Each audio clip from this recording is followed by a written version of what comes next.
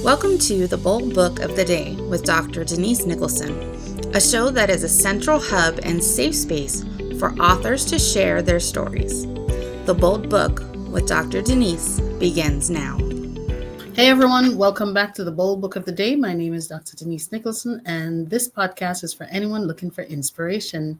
Thank you so much for continuing to listen to us, and we have 112 subscribers so far and 3,000 listeners on our weekly podcast. So thank you very much for that. I appreciate you.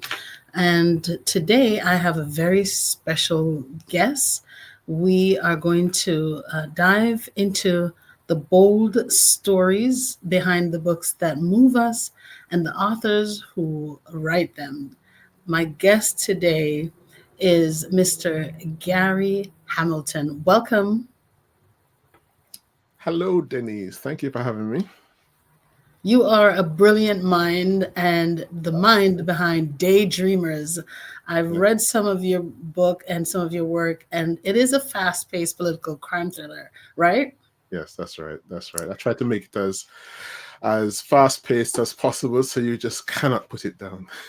Yes, packed with the twists and turns and all of the gripping tale of some evil I saw there, or evil versus good. Yes, that's right. That's right. Okay. Yes, well, I won't preempt your question. I'll allow you to ask the question. No. Tell me. I just want you to jump right in. So please tell me. Okay. So yes, it's a political crime thriller, and it's based on events that took place leading into the 1976 elections in Jamaica. Mm-hmm. Now, it took me a long time to publicly state this because I wanted people who didn't know the history of Jamaica just to read the book and think it's a really nice story. And those of us who lived through that period would recognize the events I've described in the book. But it's over time, and I've been convinced that it's more interesting to people if they knew the background, the backdrop to the story. Yes. But I've also placed the story in an imaginary island called Asia Maj, which is an anagram for Jamaica. Mm-hmm. So I've taken the liberty of allowing historical events that actually took place in Jamaica to take place in this island called Asia Maj. And because it's an imaginary island, I don't have to stick to the specific detail of the events, but I can use those events to shape the story I want to tell about the impact that this period leading into 1976 election had on my feature family, the Kenningtons, and what it required of that family to survive that period. So you were in IT That's before becoming an author. And then you just had this sudden urge to write this book and just totally switch from IT to an author. Yeah. What fueled that decision, please? So I got the itch to write probably about 15 years ago. So I did write a self-published book, which I self-published it 12 years ago, The Fixer. But I hate self-promotion. It's not me. I found it very, very difficult. So the book didn't sell very much. A few people bought it and said, oh, this is a very nice story, but not much. And I put that down. And then, and I wrote The Fix at the time when I was going through a dark period, emotionally and psychologically. So it was a cathartic experience writing that for me. And then, beginning of COVID, I got hit with COVID. I was down for 3 months. I almost died. And when I recovered, I thought to myself, I needed to do something. There was this urge I had. I needed to do something that left a mark, that made a difference. And so I decided to revisit the idea of writing again. And Daydreamers was a story I chose to write. I also, my publisher in the US saw that I wrote the fixer and asked me about it and encouraged me to revise it. So I Mm. revised it, and it's been republished under their label. So that was just released last month, February. What month are we now? April. So yes, in Yeah. February. Hmm. So it Yeah. was released in February. You're So that's busy. yeah. I'm trying to keep busy. But yeah, Daydreamers was because of COVID, because of the fact that I survived. I wanted to do something that I thought would make a difference, and that's what Daydreamers is. That's what sparked Daydreamers. So, how did you frame, or what was the process for weaving together the action, the politics, the crime, the metaphysical elements, all of it into a thriller? Yeah, so that's an interesting question. So I did to become an author. I did because of my technical background, I Mm-hmm. decided to approach it logically and technically, Mm-hmm. rather than just write. So I actually did 4 writing courses, Mm-hmm. and one of those courses was hosted by James Patterson. So that was a fantastic experience Mm-hmm. of sitting in a class with him, and I learned a lot from him about how to frame a story, how to organize a story, how to prepare a story, and Mm-hmm. so I drew from what he taught about how to do that. The other courses did a fantastic job of of helping me to express myself, but he did a fantastic job of helping me to frame a story. So I used a lot of his information. Mm-hmm. Um, the I don't really the idea of daydreaming was something that just intrigued me because of my childhood, where I just loved to daydream. I got into a lot of trouble because of daydreaming I also. must say, I must say, I was just thinking, how did you Yes, get through I got, school as a I got daydreamer? in, yeah, I got into a lot of trouble. But when I was thinking about, for some reason, I was reflecting on that, um, and I realized that since I became a professional in IT, starting my work career, I didn't have time for daydreaming. It was something I never revisited again. Really? But yeah, I just never did it. Never, I don't have time. I mean, my jobs were extremely intensive, Mm-hmm. um, and long hours, high pressure. There was very little time for daydreaming. I think most of my imagination went into how to solve the problems I was working on. Mm-hmm. Um, but I thought the idea of daydreaming presented itself again for some reason. I can't explain how my brain works in that regard. Things just pop into my head, and it was an interesting way of framing the relationship between the patriarch of the Kennington family and one of the grandsons in the family. And it was a fascinating way of creating that relationship, and how they could use this gifting, this para this metaphysical gifting, to be able to try and save their family and try and save the island from this massive wave of violence that took place before the 76 elections. Um, so you asked me how I framed the question. How did I decide on how did I frame it? Mm-hmm. Um, our recent history in Jamaica has always been fascinating to me, Mm-hmm. and The we recent, have okay. recent history. I mean, Mm-hmm. I am a student of history, although Mm-hmm. I didn't do it in school, but I did it in university and beyond. But our recent history in Jamaica hasn't really been documented. There's only Mm-hmm. of late there have been a few books that have come out that have started to try to explain our economic history, our history Yeah. in terms of our economic path, and history in terms of elections and so on. So I wanted to, when I was thinking about what to write, what would be the focus of my writing, I wanted to be able to write stories which had us as a people think about, ask questions about our recent history and what impact that history had on us as a people and the direction we took and why we are where we are. and why we are who we are.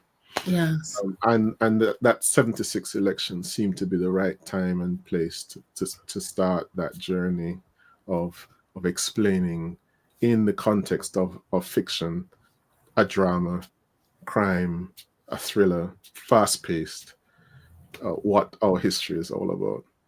What was so significant about the 76 election, that period? I think the sudden change in our from being a peaceful country to being suddenly a very violent country.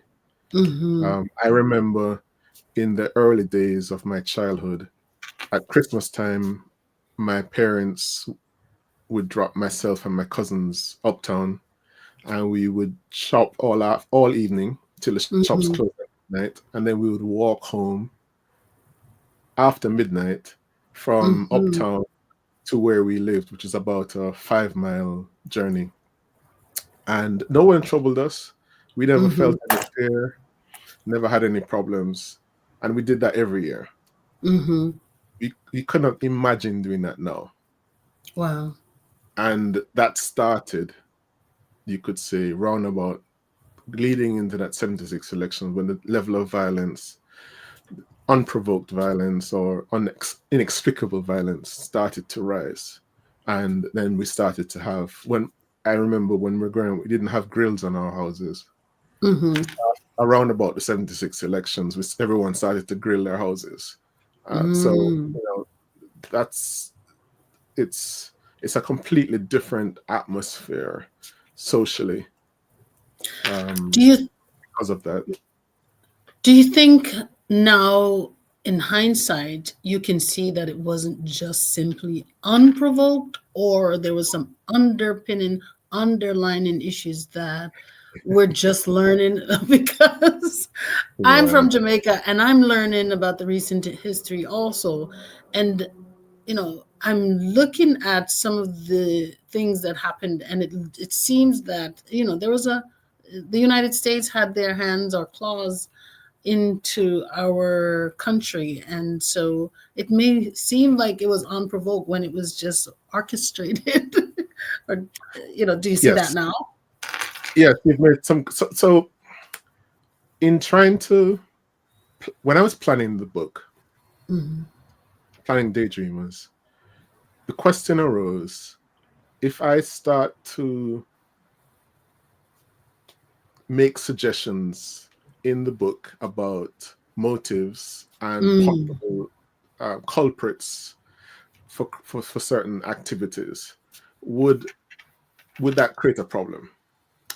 And also, within our country, we still have a section of people who have massive amounts of loyalty for the political leaders we had at that time. hmm. Even though they both have died, their memory is protected fiercely. And I certainly don't want to get involved in any of that. Mm, And I also don't want to be challenged on what's true and what's not true, because it's a story, it's a novel, hmm. it's fiction. So, I decided, rather than try to walk the tightrope with regards to that, I put it in this island called Asia Maj, Mm, which it shares a history with Jamaica, but it's not Jamaica. hmm. And therefore, I have poetic license, sorry, to now do what I want to do with why this may have happened, and who may have been responsible, and what choices we as a people could have made at that time when we were given the option to make decisions. Um, so yes, you've asked a very pertinent question, and I've tried to dodge the question as much as I can because they're very difficult questions. They're very difficult questions to answer. And you don't want to rock any boat. No. Well, let's get back to the book then. And which is totally different. It's a Asia Maj, and it is located in the Caribbean. So there's a lot of different challenges for writing a book. I've written a novel, but based on true stories. Was it conflicting for you to write the real story of Asia Maj and trying to incorporate the details of Jamaica? Yes, it was, and also because I wanted to write in such a way that someone who has never been to Jamaica would be able to generate the images in their minds, which normally you relate them to something you've experienced or somewhere you've been. Right. And therefore my intent is to create a platform where their imagination can build the scenes in such a way that it becomes rich for them, but not restricted to something that somewhere they've never been or something they've never seen. So I try to write many of the scenes where if you've been there, you can recognize where I'm talking about. Right. But if you've never been there, for example, I had the experience of a friend who read the book, and a scene I wrote, she saw it as a place in New York because it just reminded her of her school days, walking to this place after school. And that really excited me that there was no intent on my part to create a scene that looked like somewhere in New York. But I did intend that those who read it who had never been to Jamaica would have that imaginative, that experience of being able to create scenes based on where they have been. So reading the book and just transport them to one of their favorite memory. Absolutely. And so that really excited me when that person told me. And I have another friend who's from Trinidad, and she said she could experience it through her experiences in Trinidad. Again, that really excited me. That, oh wow, this is fantastic, because I've never been to Trinidad, but she was able to transport herself to Trinidad to experience the book. So I think I'm hoping that's the general experience that readers of Daydreamers have. That's powerful. You mentioned a unique challenge from a friend who read the book, and he read the first and last chapter of the book. How did what his perspective have to do with shaping your writing style for Daydreamers? Yeah, so it's actually a she, very, very good friend. I've known her most of my life, and we've always shared books from we were in high school together. And I didn't realize that this was her reading style, where in order to decide whether a book was good enough for her to read in totality, she reads the first 1 or 2 chapters and then the last chapter. And then based on that, if she's able to connect the dots from the beginning to the end, then she doesn't read the rest of the book because she said it's not worth her time. And so she told me this while I was still developing Daydreamers. So I thought, oh wow, this is a huge challenge. I must make sure that I can keep her engaged throughout the entire book. So I think that it wasn't in the forefront of my mind, but it certainly helped me in layering the story so that I could keep her engaged throughout the entire book, because she couldn't tell where the book was going. That's right. She was totally surprised at the end. Totally surprised at the end. So we got her, but it encouraged you to write in a more challenging and keep, as they ask us writers to do, is to just keep upping the ante. Yes, absolutely. Absolutely. It was a challenge, but it was an enjoyable challenge to be able to do that, to keep, as you said, raising the ante every time, keep the reader in a place where they cannot guess what's coming next. And one of the most enjoyable aspects of that, which I didn't expect, but it was a really enjoyable experience, was that the characters took me places I didn't expect them to. Oh, nice. So that was really, really wonderful, a wonderful experience where the characters forced me to write and take them somewhere that I didn't expect. Thankfully, the courses I did before, one of the techniques that I used was, and I've used it since, is writing an outline of the book chapter by chapter from start to finish. So at Mm-hmm. least I have, you could say, a framework. I have borders that I don't necessarily want to go too far outside of, and that helped me have the freedom then just to follow the characters wherever they wanted me to go, as long as Mm. I knew where the borders were, I knew what the Yes. guidelines were, and I could always come back to, within the colored line, the colored shape, to make sure that the story stayed on track. But it was a wonderful experience following the characters where they wanted me to go. I hadn't. That was really nice. Let's talk about some of the characters. David and Sean are two of the characters Yes. in your story. What is the main message that you wanted to convey through their generational bond? Hmm, that's interesting. So I will admit that, and I've been asked this question a few times about who are these characters shaped on? Mm-hmm. Like, who did I look at and think, oh, this would be a good person to as a frame of reference for this character. So my grandfather was a journalist, and Mm-hmm. David is a journalist. So there are some similarities between David as a character and my grandfather. Mm-hmm. And and Sean is a composite of myself and some of my cousins, Mm-hmm. and the relationship that we had with my grandfather. So in the at the front of the book, I have an acknowledgement, dedication. I can't remember which one it is, towards to my grandfather, because he had this fierce belief about what family is and what family should be, and how family should bond and support each other, and even if you disagree, your family.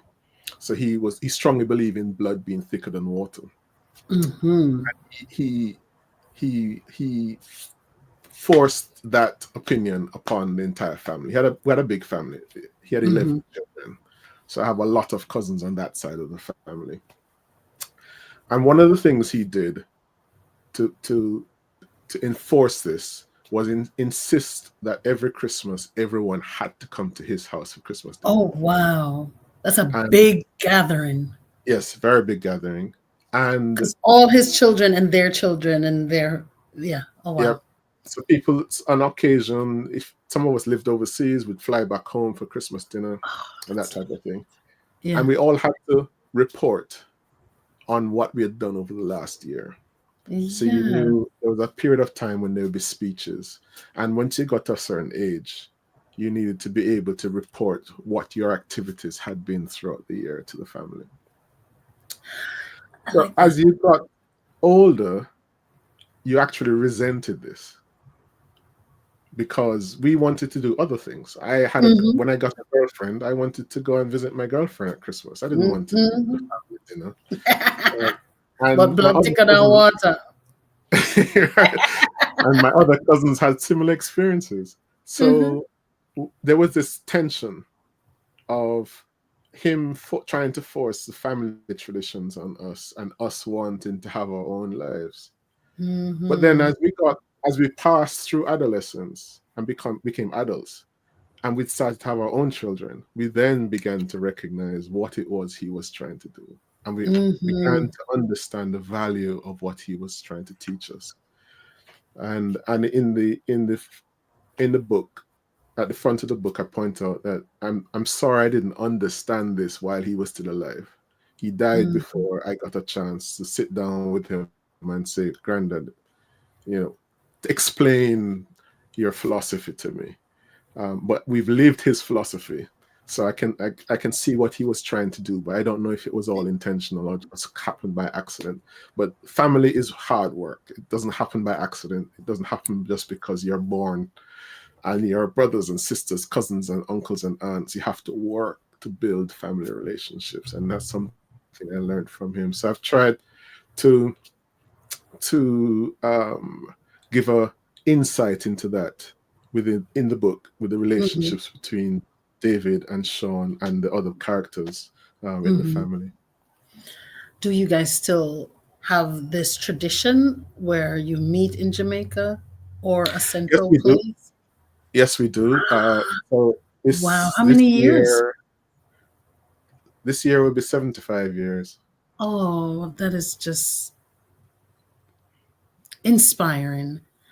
We have in our family an annual family reunion.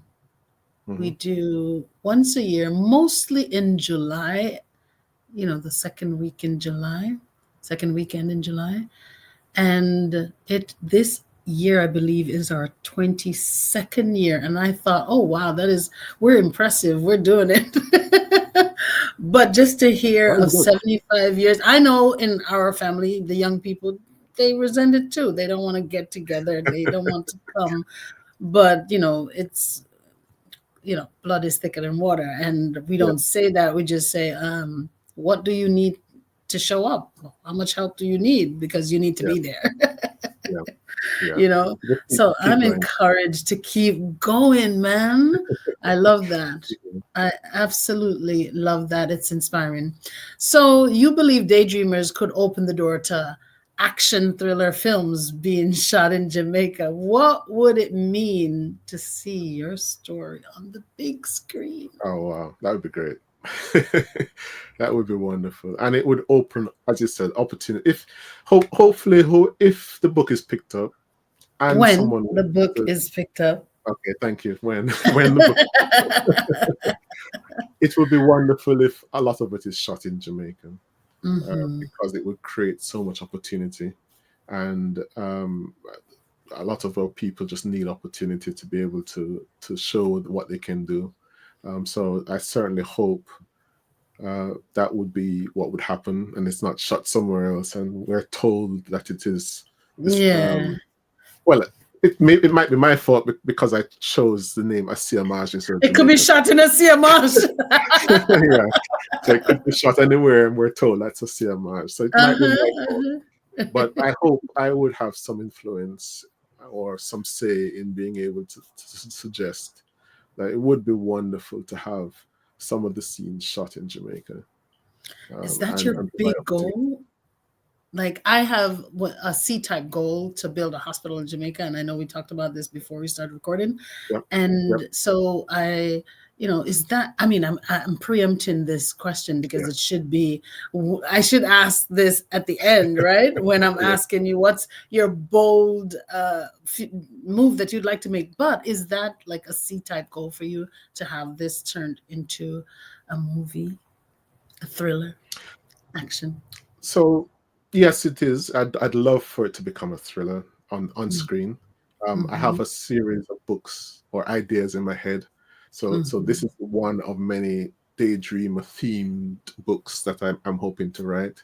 And it would be wonderful if we can then have them all shot in Jamaica. Your questions at the end are about paradigm shift and also big dreams. So paradigm shift would be that to get Jamaica on the map as a location for thrillers, for movies.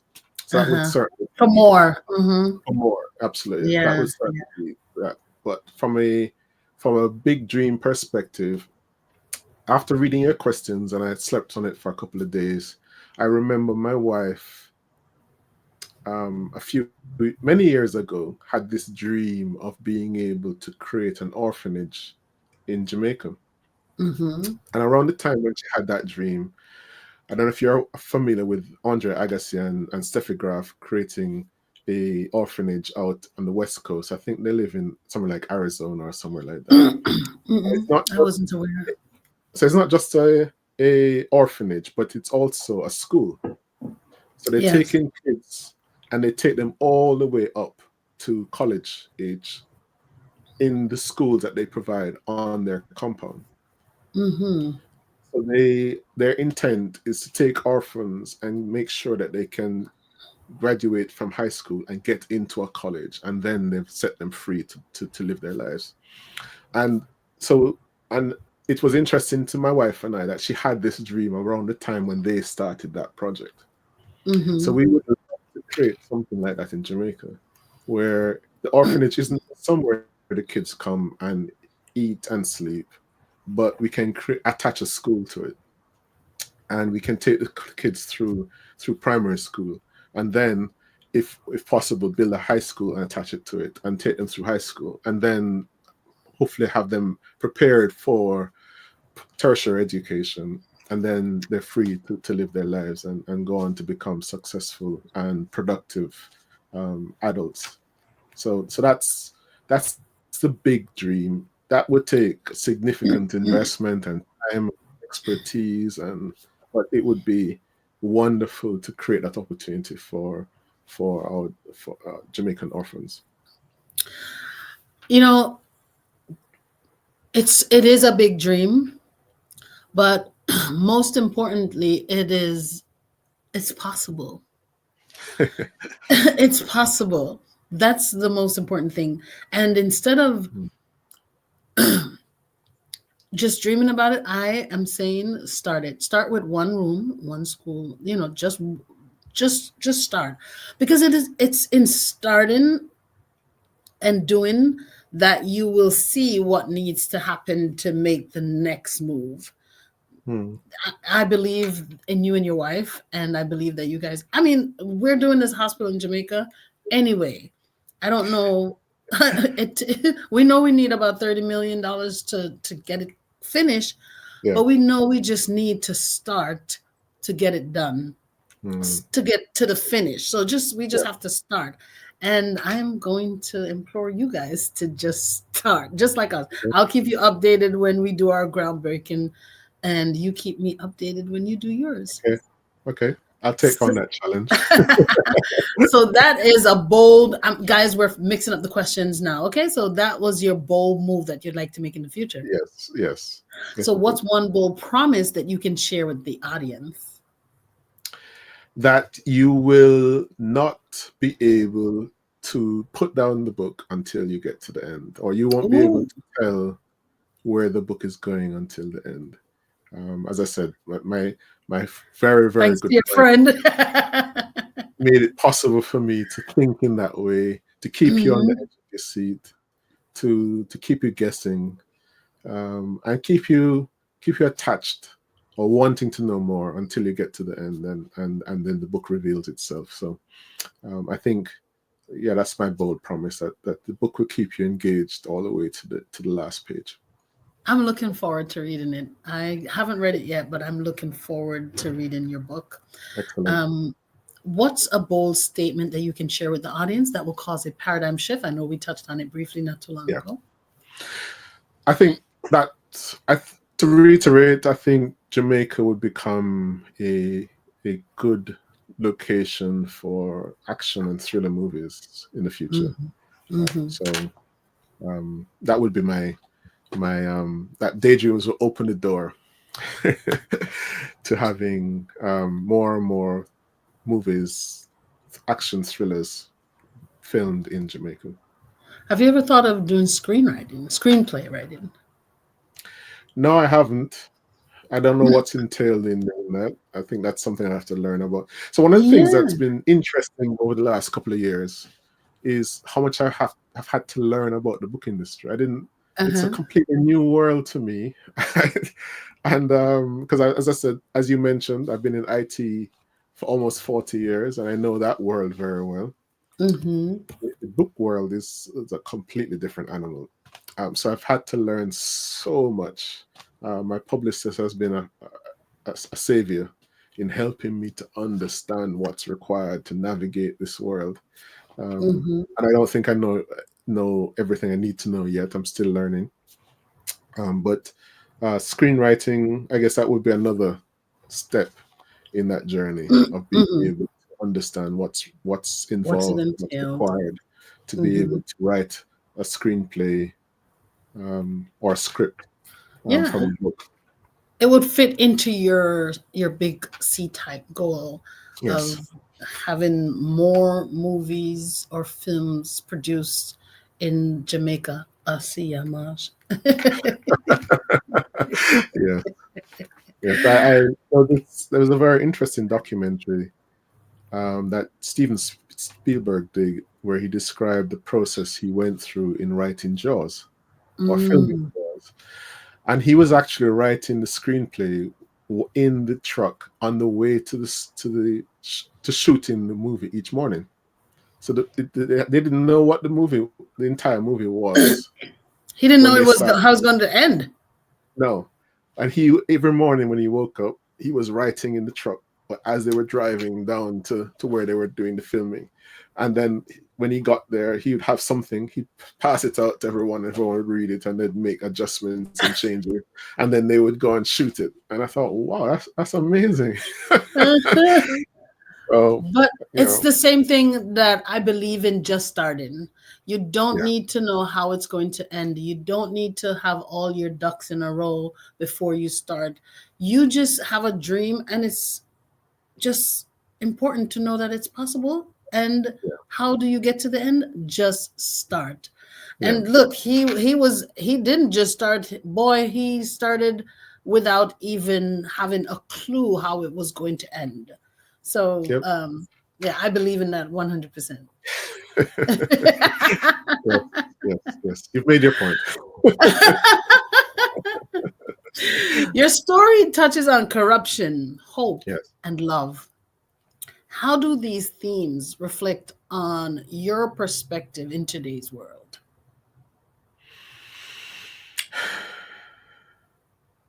So I think we can see.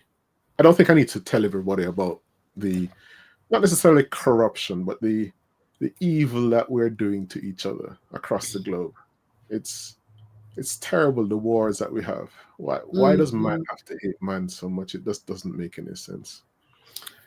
And so there is that feeling of despair and lack of hope within the book. That's because of all this violence.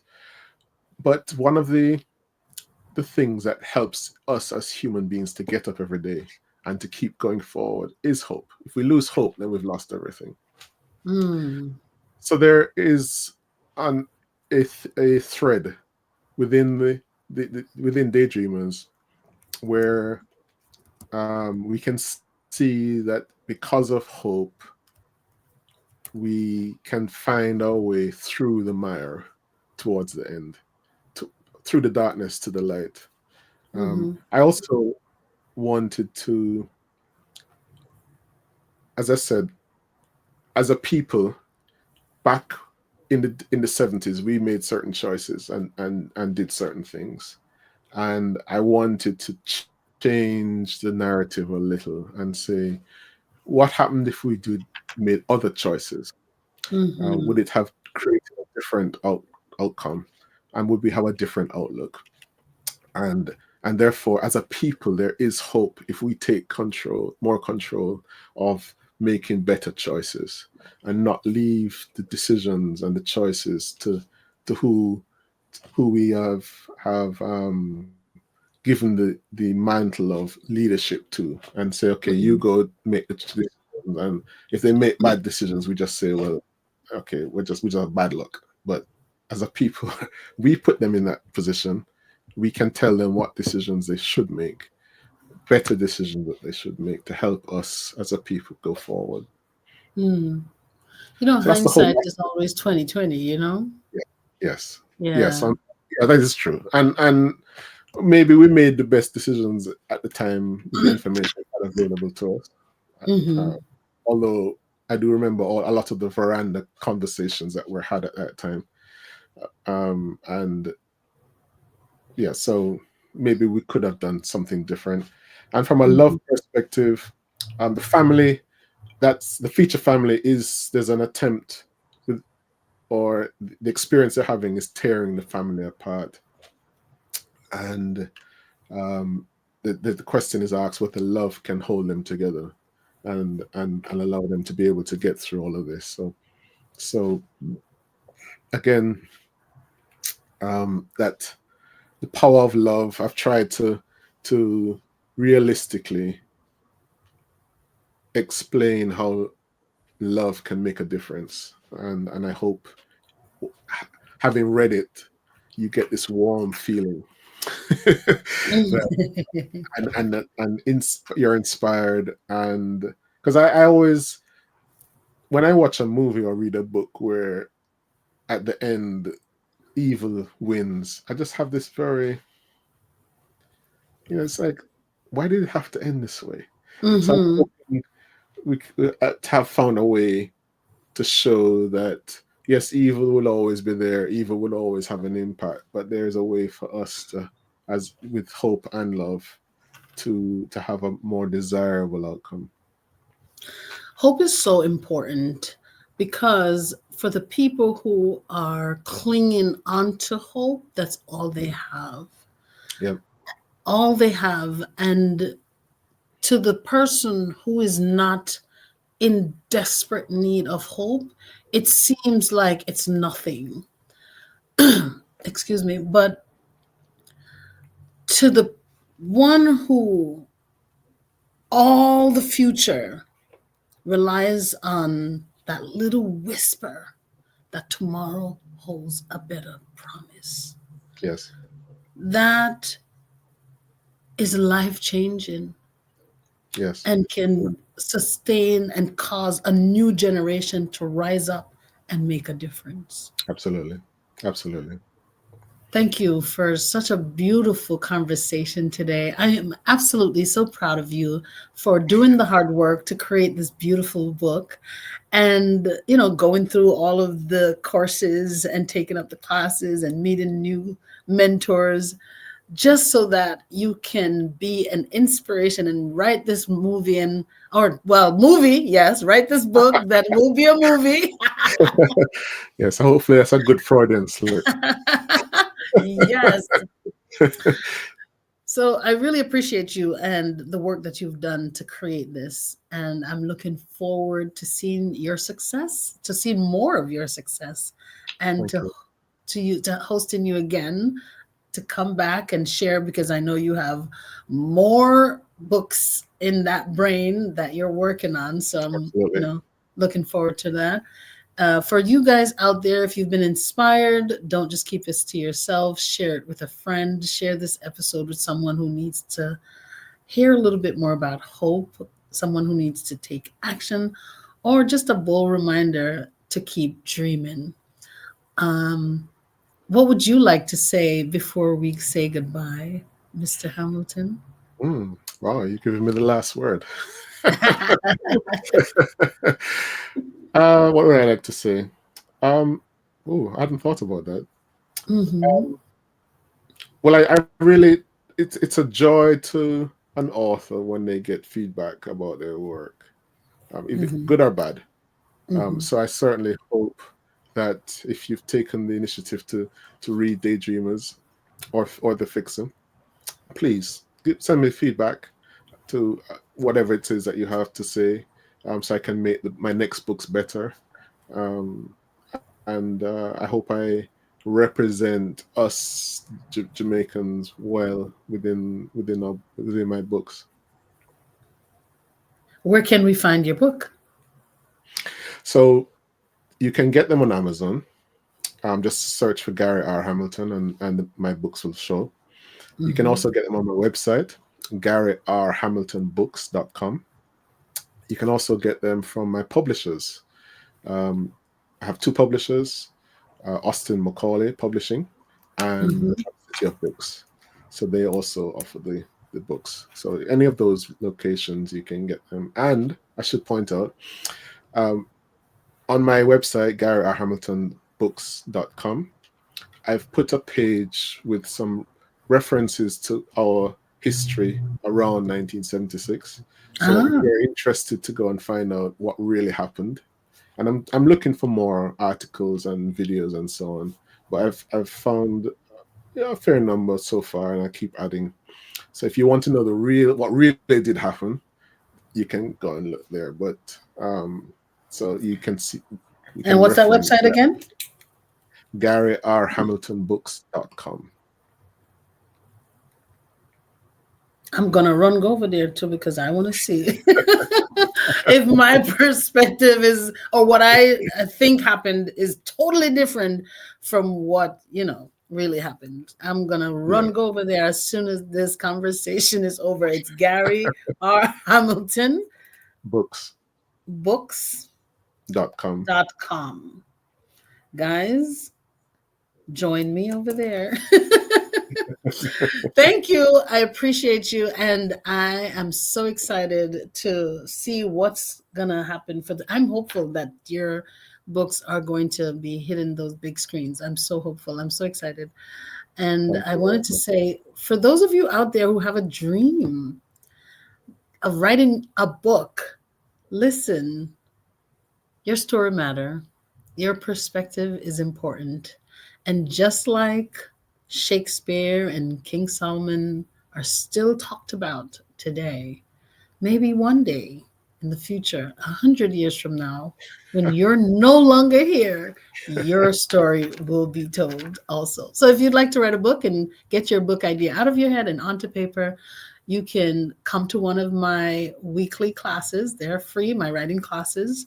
Or go to DeniseNicholson.com or boldpublishings.com and get information of how to show up there so you can get your book idea out of your head and onto paper and published. Thank you again for listening. Bye-bye. Thank you for joining us for the Bold Book of the Day with Dr. Denise Nicholson, a central hub and a safe space for authors to share their stories. Follow Dr. Denise on Facebook and Instagram at Denise Nicholson, or go to DeniseNicholson.com. Remember, no one can share your story better than you.